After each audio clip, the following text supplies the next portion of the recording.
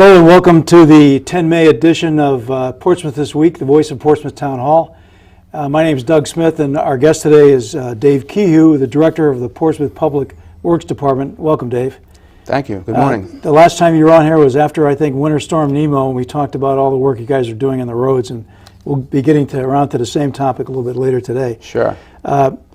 I want to talk a little about the budget submissions and some of the projects that you've put in for, and also we'll get into the road situation. I just want to put a plug in, though. I kind of, in doing some research for this program, I went on the town website, looked up the town budget, and downloaded it, and I was just very impressed with the first 6 pages of it, which is John Klimm's town budget message. Right. Because I would say that if anybody wants to know the rationale for the way that we propose to be spending our money in Portsmouth, they just need to read that first 6 pages. I think it's great, and it gives you a good rationale on, for example, why you can't ignore the roads and things like that. Yeah. So with that said, I know that at the council meeting on the 29th of April, you presented a large number of capital improvement projects. Right. And I just wonder if you could run us through a brief description of those and some of the amounts requested, perhaps. Of the Sure. And what I actually did, and with Mr. Klimm's budget message, I too read that, and you know, and it's kind of cool to see all the different departments, all of the needs of the town put together, and then of course he's got the job of saying, you know, here's the short list, and I have that in front of me, but. We had, you know, last year the town's buildings were put into Public Works. We were along the highway department, and so now that we're doing that, and it's the last, you know, just last year started that, and now this year we need to fine tune that. I may be looking at additional tools to help keep our assets where they're evaluated, inspected, and programs written up, but tracking, you know, what we did, when, what did it cost, and look for trends, ratios, and forecasts. This year I presented 19 capital improvements. That's both in Public Works and on the town side. Again, the town stuff is in my side of the budget. And additional to the capital improvements, which is $50,000 and above, typically, not all the time, because some things are tied to other things. And then we have what's called service priority packages, and those are items that still need to be funded, but fall below the $50,000, and those are called SPPs, service priority packages. So out of the 19 that I presented, and I don't think I need to go through I think you know, just all of them, highlights. but it's kind of, if you look at, I'll take Glen Park buildings, for instance. Now that's 60,310, so that fell into a capital improvement. So what I had to do is, that's just one item, but there were 12 separate buildings. And each one of those buildings, I had to, you know, go out, evaluate, inspect, measure up what I could, and pretty quick, because you know, time was running short, come up with dollar amounts. You know, what do we need to do to these buildings? So even though it's one line item, like the paving, you know, we have $1 million Sure. in paving, which is of utmost importance of everything on here. Paving is probably, not probably, it is the number one thing that we need to continue funding. And Mr. Klimm agrees with that too, and that led us into the pavement management program. But just to give you a total, just on Public Works and the town stuff, was $3,263,669. Then if you added in my service priority packages, which weren't that many, we had 5 of them, that was $109,200. So. And part of that drives other factors. And now you'll see on the short list, the heating, venting, and cooling for the town hall, a complete replacement of that. So, you know, if you were to add up the ceiling tiles that need to be done, the insulation of the existing pipes that need to be done, and the air handler, one air handler in a ceiling is pretty much gone. That's $67,000. So, you know, that begs the question, how much money do you put into a system that's 1990, 1991? And so if you add that together, for between the capital improvements and just the 5 service priority packages, is a $3,372,869. That's just from Public Works, no police, fire, finance, time. That's just from Public Works. So And then that's if you just go, to kind of keep the status quo, so everything is, at least is working, right? it's if it's not needed, Yeah. I don't put it in there. Yeah, understood. I'm never the guy who oh, geez, this is an emergency or an alarmist, that type of thing. These, everything does need to be done, but there's so much of the pot, and then the town administrator and the town council, they have the job of, okay, they see all these figures from all the different Right. departments, and then they funnel it down. And quite a few of my projects did make it on to the short list, and you'll see that most of them are, let's take care of what we have before building new, Yeah. and some renovations. So the total amount for expending,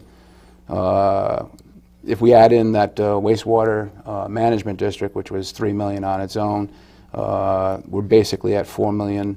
Amount of borrowing would be $4,340,310. Yeah. So that's on the short list, and you can see where my total, just by myself, comes up Add up to. quite a bit. Well, I was looking at the HVAC system at the town hall, for example, and the equipment we have there is pretty old and outdated, and I think people have to expect that these things are going to be replaced over time. You can't just keep ignoring it. No. And as you say, there's a lot of things in there like tiles, lagging and pipes and all this kind of stuff. Right. It's not sexy stuff, No. but it's got to be done. No.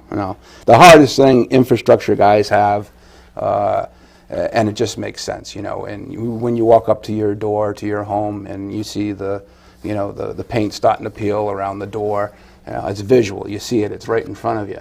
And okay, well, I need to, scrape, brine, and put a couple finish coats on. My stuff, a majority of my stuff is underground. All the pipe catch basin structures that people don't see. So it's very difficult to inform the public and our residents, our taxpayers, of the need when stuff is underground. The roads, they can see. Roads are visible. Yeah. The roads are visible, although there is, not as much complaints that I receive. I do get complaints, but today's vehicle chassis, the suspension on them are unbelievable. And so when you go over these roads, you can be going through potholes, and people can have a cup of coffee and not spill I do it every day.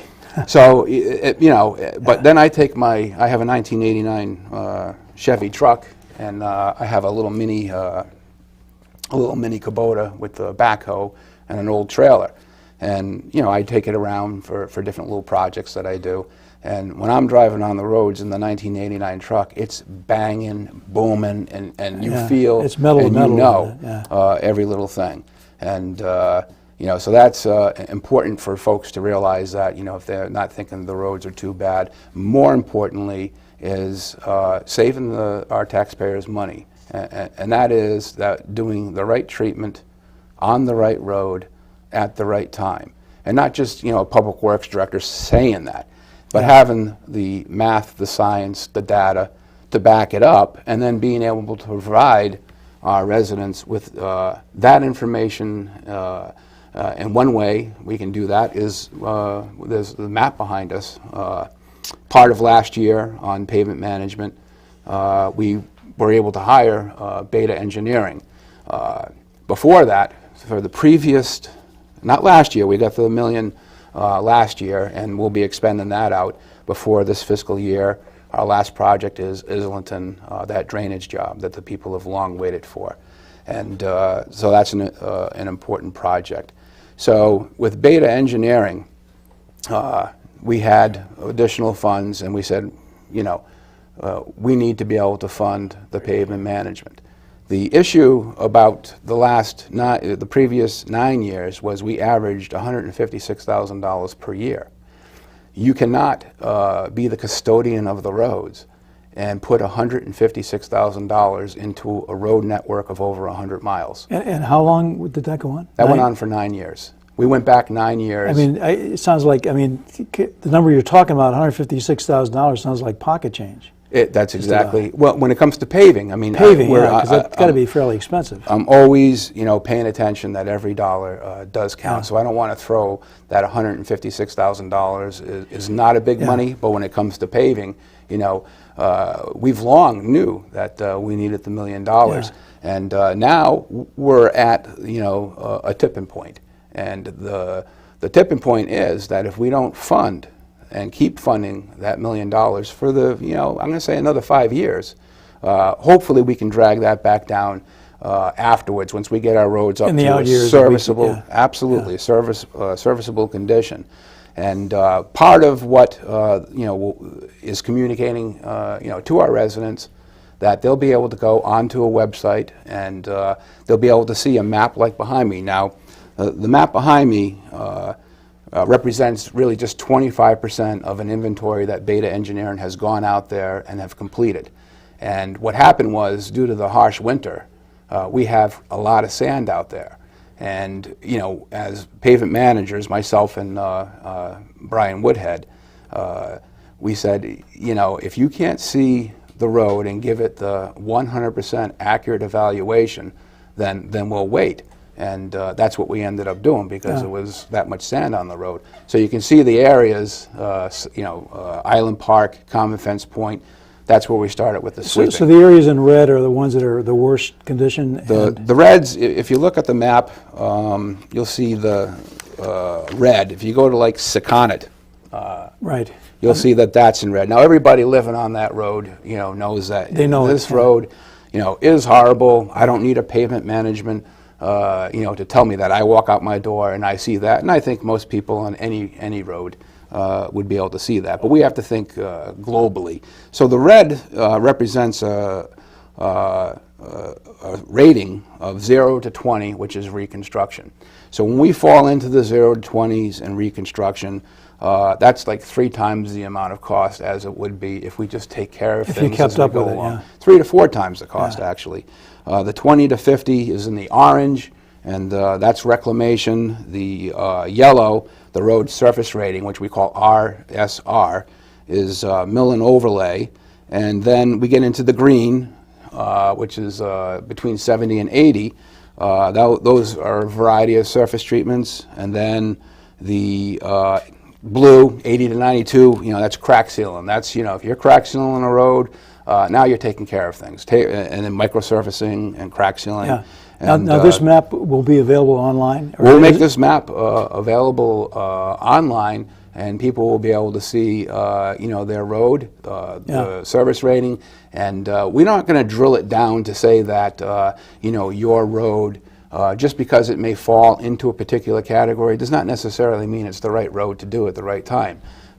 We have to consider. Yeah, but it gives utilities. people some idea of Gives people an what some of the idea, official and they things. can call and they can say, hey, I saw that, I was in, one of these categories, and why did you pick the road across the street? It was interesting because I think it was last week or so we had we did the town survey, the telephone survey. Yeah.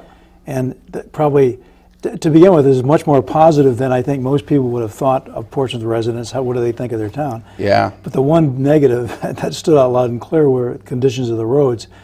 And I realize, and you've brought this out very clearly when we had the discussion on Winter Storm Nemo, a lot of these roads are state problems, and they're kind of go off and do their own thing, like they're doing on West Main Road right now. Correct. Yeah. But still, I think the idea that's the one concern people have about Portsmouth that is pretty common, is the condition of the road. So I think you're probably putting the money, limited money that we have, into the right areas, it seems. Oh, there's no doubt about that. Yeah. And we're at a point right now. You remember you don't remember because I don't know. You don't know. But in 1998, I actually. This is quite an interesting process here. And this is one of the reasons why we went with Beta, because I developed a sheet for every single road, and I walked every single road in the town of Portsmouth, and I made note of catch basins, curbs, reveals, right. And basically the width, the length, what map it's on, like an inventory, the square yard. There ended up being some 26,000 pieces of data which then later on into the office, you say, well, okay. This what was do on you do? paper and This is pencil. before we had computer. We haven't had Yeah. computers in Public Works until about 10 years ago. Yeah. And I had been working with computers many years, you know, in the public sector before coming into, the private sector before coming into the public sector. So then, you know, I developed what was called, you know, my asset protection, and that's what it was labeled. And it took the road, length, width, square yards, and gave it an index rating. But this is old information. You know, this is old information. Then I took it further, and on every single road, and I try to track back as to what year the road was built in, and some of them, you know, there was no files on, and you know, then, you know, what treatment did we do in what particular year, make note of it, who did it, you know, and that way we can gauge contractors. So it's so complex. It's simple, but it's complex, and by that I mean taking this stuff and then sitting down, and I've reviewed a lot of pavement management programs, and they were really more geared, from the most of them that I reviewed, towards big cities. And to get to the nuts and bolts, you know, what people really want to know. They don't want to hear long stories. They don't want to, you know, hey, where am I at? What are you going to do? Right. When are you going to do it? And, you know, with Beta, it's basically access-based, and it follows this data from when I walked to 1998 to when I did the first spreadsheets to the second spreadsheets, and you'll find in this program that the same methodology is used. So it's just kind of a continuum here of It's a continuum. Detailed but data. This is going to give the global picture, and you know, we got to stop. You know, before it didn't matter, and I've actually went for pavement management probably around 15 years ago, and my message then was, if you don't fund the pavement management, then please don't give us the software. I had asked for it in the budget, but you know, if you're not going to fund, you know, the 800 grand, 750 grand that I was asking for, then don't give it to me, because we don't need useless, it. yeah. And so now, you know, that we have the commitment, I hope, from the town council, as well as you know, our town administrator, who's been on board 100%, supports this 100%, and you know, I'm so thankful for that, because I know the dollars that go out the window from our residents, our taxes, when we're not, you know, doing everything, you know, the right road, the right treatment at the right time. yeah. So this allows you to do it much more efficiently and effectively over time. And you know, we'll have the data to support that, and it's available for people to weigh in on. Yeah. And See, this has gone way beyond a DPW truck driving down the street looking for potholes. Yeah, oh, I mean, yeah, this has got, yeah. you have all this data behind it. Yeah, and never think that you know, you put a new road in and you get 20 miles of service life out of it. That's just not the case. Within those 20 years, there's treatments, there's crack sealing, there's patching, cold patch. Sure. You know, all of that extends the life. And then when you work very, very smart on this, we want to be able to do the microsurfacing, the rubber chip seals, things of that nature that are a quarter of the cost, and then you get 6-7 years out of the road, as opposed to, you know, 3 times the cost for, you know, 15 years. Yeah. So, and what it basically does is we look at the roads as a network, and so it means that you don't want to just do all rehabilitation, you don't want to do reconstruction, you don't want to do overlays, grinding, mill overlay, shimming, microsurfacing, chip seal, all these different treatments, right? Yeah. So what you want to be able to do, and a healthy road pavement management has the proper mix of all of those things, and I understand that most people don't understand those, and so I won't talk about them too Thank much. you. You know, Because I know. It's I know. Greek to me, I guess. Yeah. But I understand what you're saying, and I think this segues nicely into, you know, this past year was the first year we've had $1 million in the budget for the roads. Right. Can you give us a quick comments on how do you think that, what do you think was accomplished during this first year? A great deal, and we ended up, you know, Brian and I, we spend a lot of time when it comes to, you know, picking the roads and making sure that we do our due diligence, and you know, we've done that. And basically we have these network evaluation sheets, which was part of Dan Patnod, who gave the council April 4th, 2012. I would encourage everyone to go on Portsmouth website, Go back and look at the video. portsmouthri.com, bottom left, click on Video Services, go to the council videos, scroll down to April 4th, 2012, and you'll see a presentation made by Dan Patnod, and he's actually published in our director's Roads and Bridge magazine, and talking about just what we're doing, and that's what they're talking about in Roads and Bridges. So that's pretty cool, and So it's kind of national standard kind of stuff. Then it's not just Portsmouth. It's there's a lot of national standards out there. Nationally as a nation, we went from a D. This is the engineers, a grade of a D for our infrastructure to a D plus.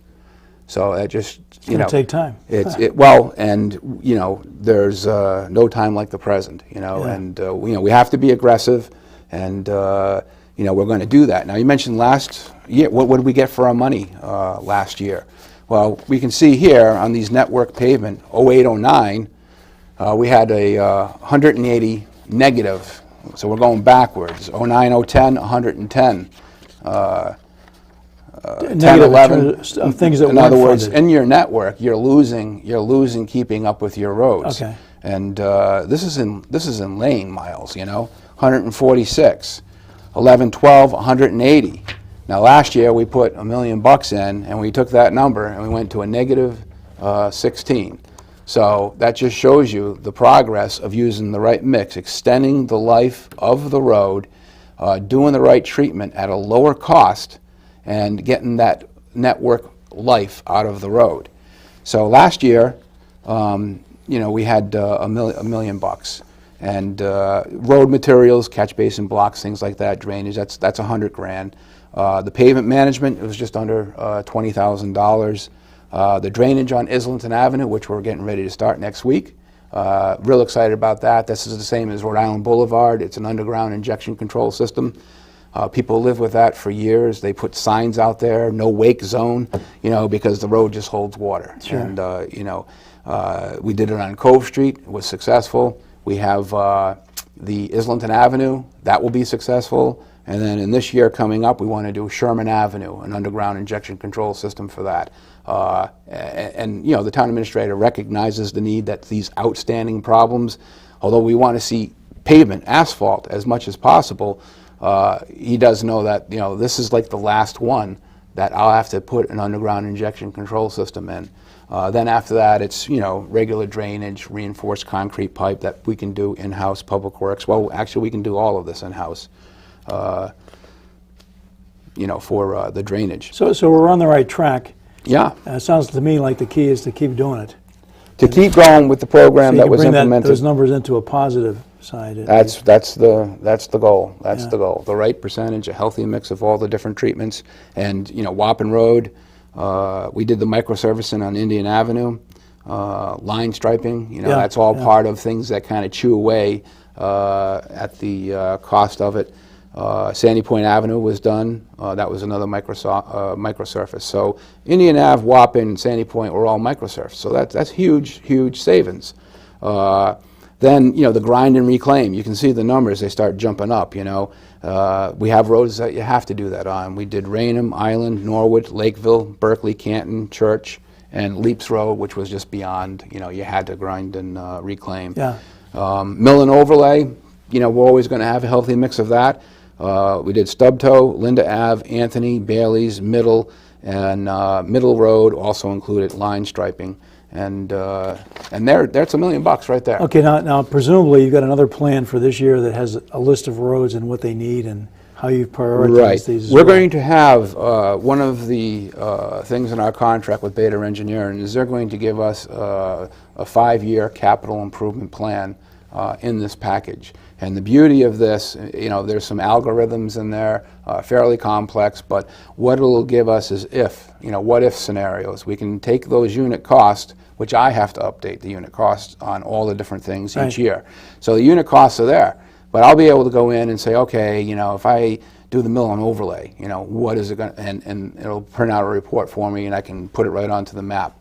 So you can look at the alternatives and the results. Look at the alternatives, projected the results, and then you know, you have to know what's going on in your town, where on your roads. You know, there's perhaps some gas projects coming up, and you know, we want to make certain that once we put a road down that, you know, except for emergencies, and there's always emergencies, that they don't cut the road. One example for that might be the Island Park area in the wastewater management district, because you know, since it's still a little bit in flux, I guess you wouldn't really want to refinish the roads there before something definite comes down the pike and that's makes you have to exactly change right. it. You know, I mean, how foolish would we look as a town, you know, if we go To do that and then reconstruction. immediately, well, we see that unfortunately on the state roads all the time. Well, you know, and you know, I don't know the reasons what to stay. I really, you know, focus just on Portsmouth. I truly do. Well, let me shift gears. I appreciate you talking about this. We'll probably bring you back in later on. I think it may talk about how the thing is going on the roads. I want to just hit a couple other items. Sure. This is from my wife. She's just curious, okay? When you guys shred the down tree branches and things like you did after Sandy and Nemo, what do you do with the mulch?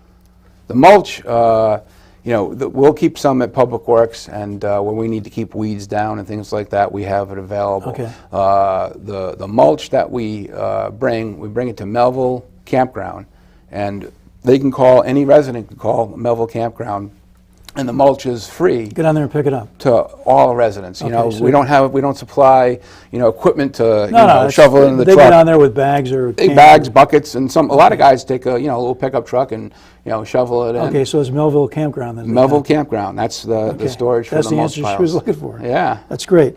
Another one, and this is closer to my heart. You know, this is Portsmouth's 375th year, and the location of the founding place, the kind of key part of our history here, which the founding of Portsmouth in 1638, which is Founder's Brook Park, essentially. It's very difficult to find. It's a beautiful little park when you get in there. Right. But it's difficult to find, and it has no designated parking area. It's kind of like you're parking alongside a dirt road. Are there any plans to improve this situation and to make this a little small, but I think historically significant place more accessible? And then the other part of that is, do you think we can get this done this year on our 375th year? Yeah, I think, you know, because of the volunteers, you know, and the push from the volunteers, you know, to be able to make it, the answer, you know, short is yes. You know, we were out there yesterday, and things worked very well. And, you know, we're going to develop a little parking area. You know, we'll be talking with the town administrator, things that we can do, not a lot of money, but, you know, from Public Works standpoint, you know, the signage on the road, the parking area, and then there's going to be a lot of, as you know, donations that are going to be brought into in a very thoughtful manner into Founder's Brook. Dave, we're running out of time, and I'd like to thank you and thank your guys for all the hard work you do. I appreciate that. Before we leave, though, I just want to briefly mention a couple upcoming 375th events. Just to let you know, from the 17th to the 22nd of May, your Portsmouth delegation of 7 people will be going to Portsmouth, England, to invite the Lord Mayor over here for part of our summer festivities. On the 18th of May, the restoration celebration at Greenvale Vineyards, which they're going to premiere our 375th label wine. That should be kind of fun, from 1 to 4, and it's on, I believe, on a Saturday.